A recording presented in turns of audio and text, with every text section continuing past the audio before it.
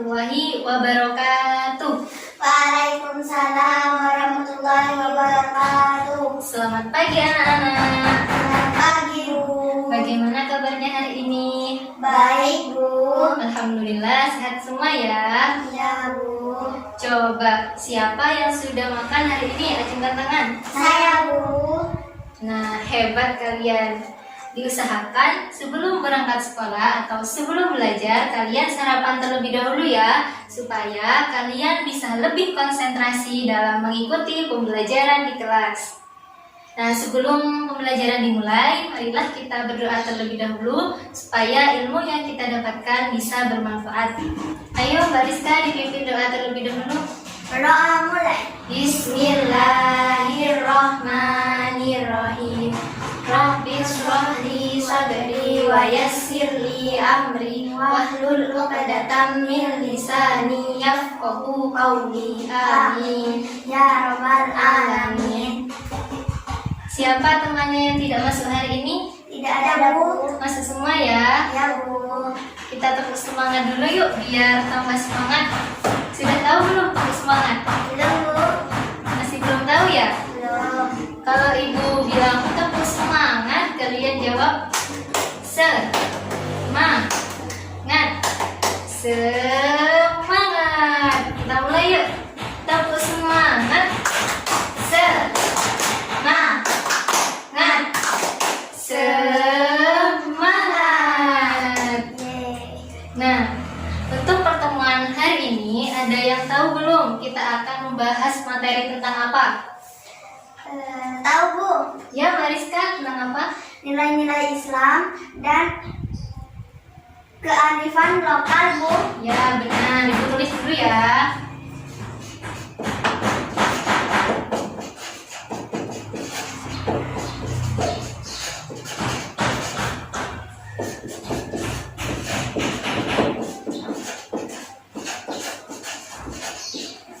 Nah, kita akan membahas tentang nilai-nilai Islam dan kearifan lokal dari berbagai suku yang ada di Indonesia.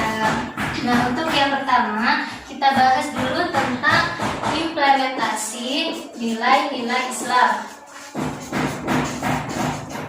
Ada yang tahu belum apa itu nilai-nilai Islam? Belum tahu ya? Jadi, nilai-nilai Islam itu adalah seperangkat nilai-nilai luhur. Nah, seperangkat nilai-nilai luhur yang diadopsi oleh diri kita untuk mengetahui bagaimana cara hidup yang sesuai dengan ajaran-ajaran agama Islam untuk membentuk insanul kamil atau manusia yang utuh. Bisa dipahami ya? Nah, adapun implementasi dari nilai-nilai Islam dalam masyarakat itu contohnya seperti penggunaan bahasa-bahasa lokal sebagai pengganti istilah-istilah dalam bahasa Arab.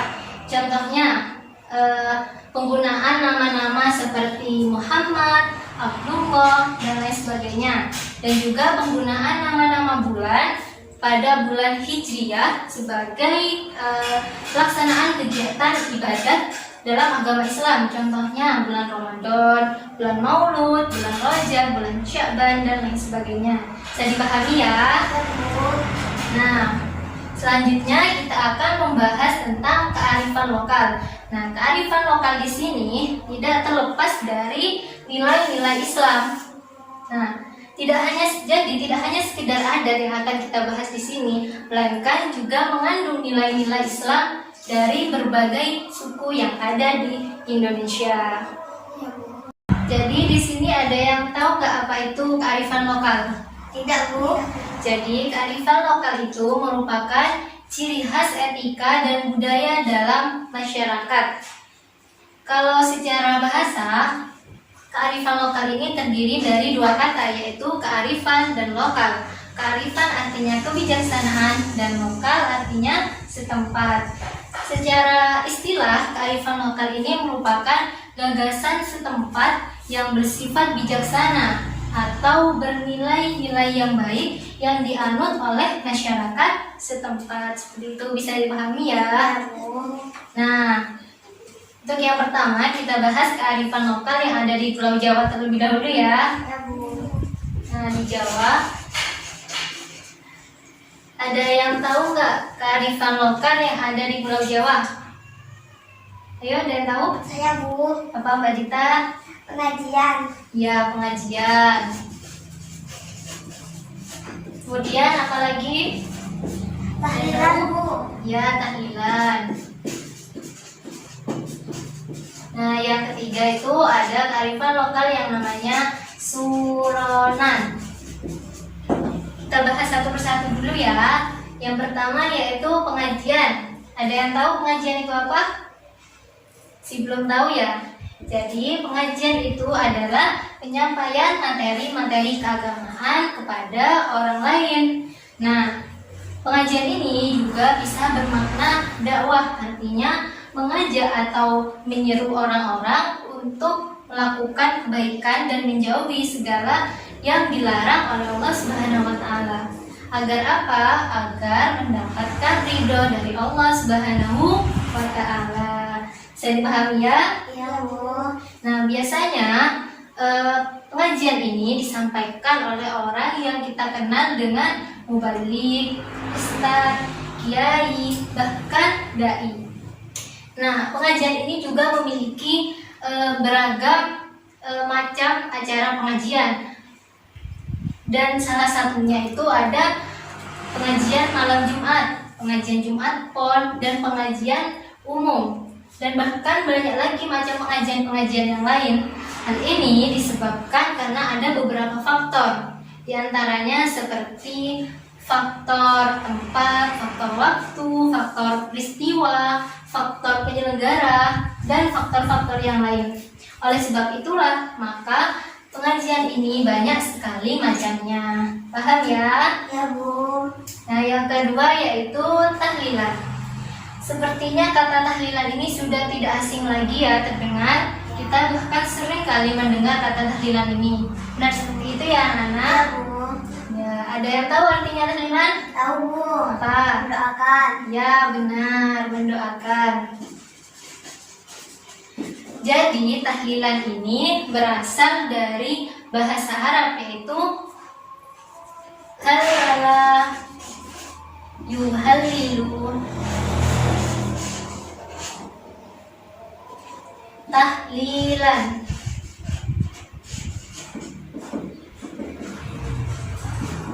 Ya, halala yuhallilu tahlilan.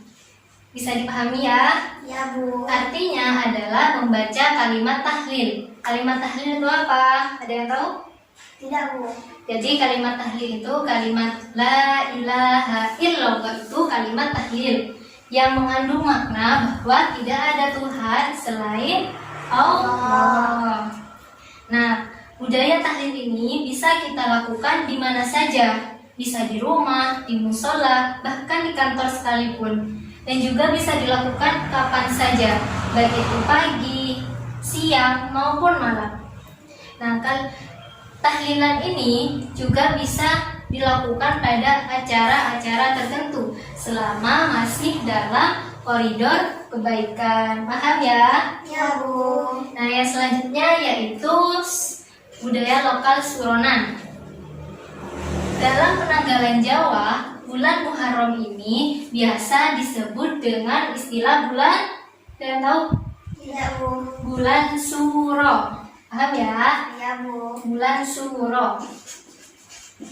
Nah, pada bulan Suro ini umumnya masyarakat, khususnya masyarakat di Pulau Jawa itu mengadakan ziarah ke makam para wali. Selain itu, mereka juga membagikan makanan khas di bulan Suro ini yang kita kenal dengan makanan bubur suro. Seperti itu ya. Nah, makanan ini dibagikan kepada tetangga ataupun kepada kerabat dekat. Dengan apa? Dengan niatan untuk sebagai bentuk rasa syukur kepada Allah Subhanahu wa taala. Nah, jadi suronan ini juga mengandung nilai-nilai Islam. Nilai-nilai Islamnya yaitu sebagai bentuk rasa syukur kepada Allah Subhanahu wa taala. Dan tahlilan juga mengandung nilai-nilai Islam, yaitu sebagai bentuk ukhuwah. Ukhuwah itu artinya persaudaraan, yaitu mempererat tali persaudaraan di antara sesama muslim, dan juga sebagai bentuk syiar, yaitu mengajak orang-orang untuk senantiasa mengingat Allah Subhanahu wa taala, membiasakan diri membaca Al-Qur'an dan berdoa kepada Allah untuk memohon ampun dan meminta pertolongan kepada Allah. Sampai sini paham ya anak-anak? Paham, Bu. Nah, dari Pulau Jawa kita ke Pulau Madura. Di Madura ini ada banyak sekali kearifan lokal. Di antaranya yang pertama yaitu sholawatan. Yang kedua, rokat tasek.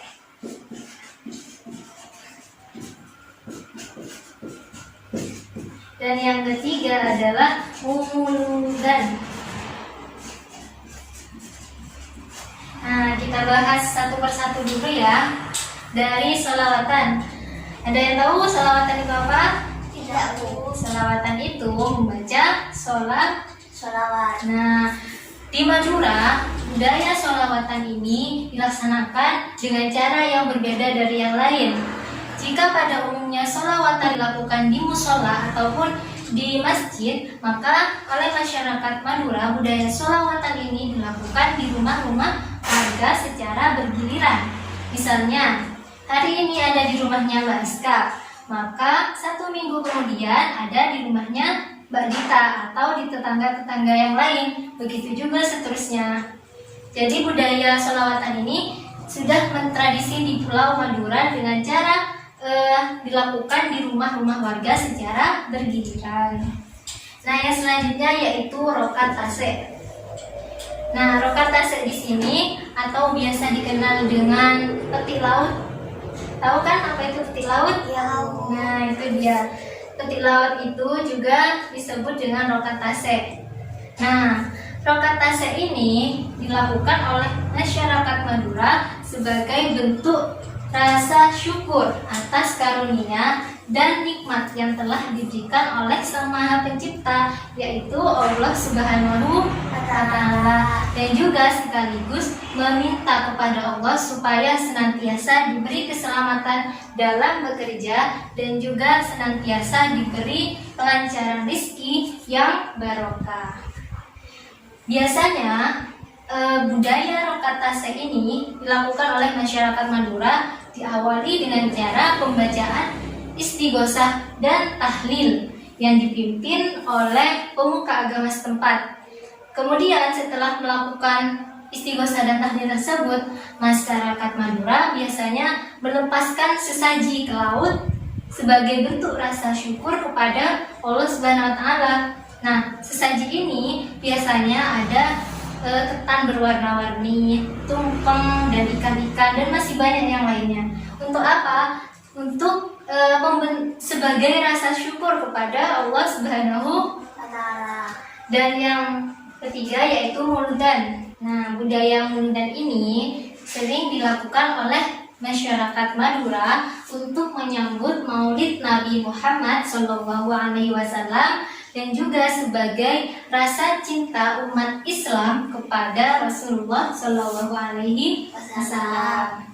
Nah, budaya muludan ini oleh masyarakat Madura tidak hanya dilakukan di musola-musola ataupun di masjid-masjid, melainkan juga dilakukan di rumah-rumah warga dengan cara mengundang masyarakat setempat atau juga mengundang kerabat-kerabat dekat dan juga mengundang para ulama yang nantinya oleh masyarakat Madura, para ulama tersebut disuruh untuk mengisi atau memberi kajian-kajian tentang akhlak Nabi Muhammad SAW sebagai suri teladan bagi umat manusia. Nah, setelah acara muludan selesai, biasanya masyarakat Madura ini atau orang yang mengundang masyarakat tadi memberikan yang namanya berkat kepada orang yang diundang. Bisa dipahami ya? Ya, Bu. Nah, yang selanjutnya yaitu budaya yang ada di Sunda. Apa saja budaya yang ada di Sunda? Yaitu terdiri dari upacara tingkepan.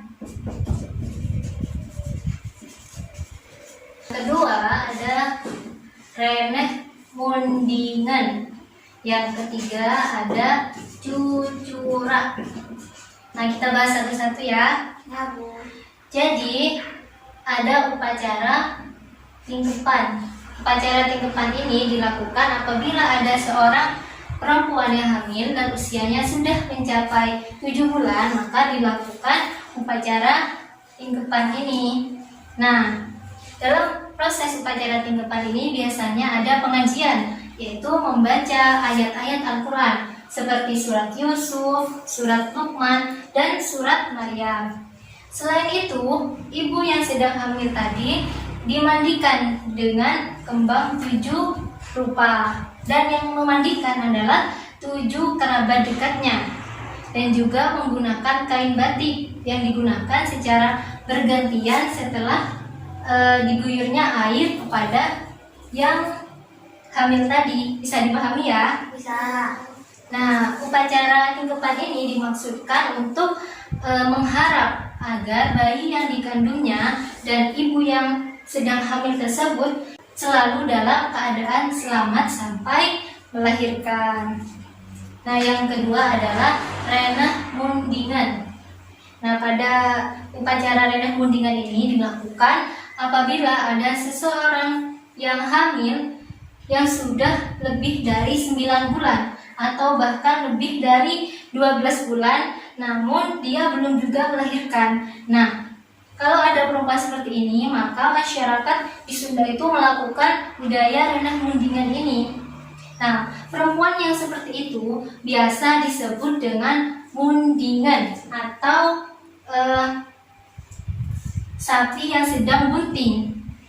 Jadi pada upacara reneh mundingan ini diharapkan agar ibu tadi yang sedang hamil agar segera bisa melahirkan, agar tidak seperti sapi yang sedang bunting, dan juga supaya ibu tadi terhindar dari hal-hal yang dapat membahayakan. Nah, yang selanjutnya ada upacara cucura. Budaya atau upacara cucura ini biasanya dilakukan oleh kaum ibu-ibu dengan membuat beraneka macam makanan, kemudian dikumpulkan di masjid dan dibagikan serta dimakan bersama. Namun upacara atau tradisi cucura ini tidak hanya dilakukan dengan yang demikian. Orang-orang yang makan bersama dengan niatan untuk menyambut bulan suci Ramadan, maka itu juga disebut dengan cucura.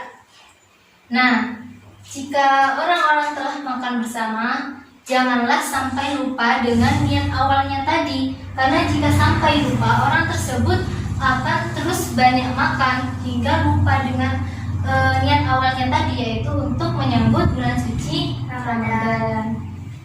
Nah, yang harapan atau nilai-nilai yang terkandung dalam tradisi cucura ini yaitu untuk mempererat tali silaturahmi antar sesama masyarakat, dan juga sebagai bentuk rasa syukur atas nikmat yang telah dianugerahkan atau yang telah diberikan oleh Allah Subhanahu wa Ta'ala. Bisa dipahami ya, anak-anak? Bisa, Bu. Pintar. Nah, karena waktu sudah menunjukkan pukul 9.15 menit dan sebentar lagi kalian akan istirahat, maka Ibu cukupkan dulu ya untuk pertemuan pada pagi hari ini. Ya, Bu. Nah, sebelum Ibu tutup, Ibu akan mereview sedikit pembelajaran pada pagi hari ini. Jadi, kearifan lokal itu adalah ciri khas etika dan nilai budaya dalam masyarakat lokal atau masyarakat setempat. Dan sekarang Ibu tunjuk ya. Ayo Mbak Dita, silakan maju ke depan. Tolong sebutkan kearifan lokal yang ada di Jawa. Pengajian, tahlilan, suronan. Ya, benar. Selanjutnya Mbak Rizka, maju ke depan. Sebutkan kearifan kearifan lokal yang ada di Pulau Madura. Apa saja? Salawatan, Makasase, dan Muludan. Ya, benar, silakan duduk. Nah, bisa dipahami ya anak-anak? Ya, Bu. Untuk tugas pada pagi hari ini, kalian membuat peta konsep tentang nilai-nilai Islam dan kearifan lokal yang ada di Indonesia. Kalian buat semenarik mungkin, dikumpulkan minggu depan atau pada pertemuan selanjutnya. Bisa dipahami ya? Ya, Bu. Nah, untuk mengakhiri pada pertemuan kali ini, marilah kita membaca doa terlebih dahulu agar ilmu yang kita dapatkan bisa bermanfaat. Ayo Mbak Rizka, silakan dipimpin berdoa.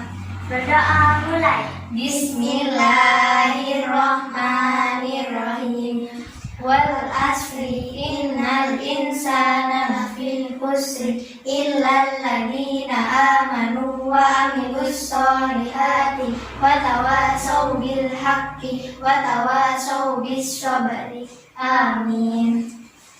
Ibu akhiri ya. Wassalamualaikum warahmatullahi wabarakatuh. Waalaikumsalam warahmatullahi wabarakatuh. Kita tepuk semangat dulu yuk biar lebih semangat buat pelajaran selanjutnya. Tepuk semangat.